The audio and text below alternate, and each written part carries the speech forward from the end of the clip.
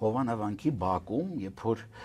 աներձակ ոնց է դրանն է Հրաչյա Հակոբյանի մոտեցավ քաղաքացի, ով ասեց այո լավ եք անում, բայց այդ մարդուն խեք ձերբակալ է։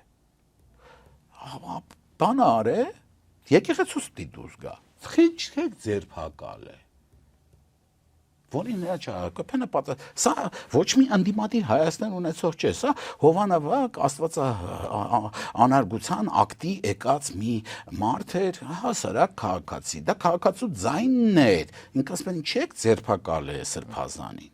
Հասկացար, խնդիր ունենք, ինչ որ կանոնակարգի եկեղեցու, չգիտեմ, ամուսնացել է, չի ամուսնացել, երեխա ունի, չունի, եկեղեցուց դուրս գա, ինչի՞ կա սա,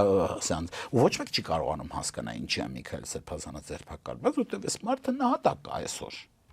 Ընդ որում մի հայտարարության համար, որի համար մի տարի առաջ դատախազությունը հանցակազմ չէր տեսել։ Չկա, ոչ մեկ չի կարող ասի, ոչ մի իրավաբան չի կարող տրամաբանության սահմաններում բացատրի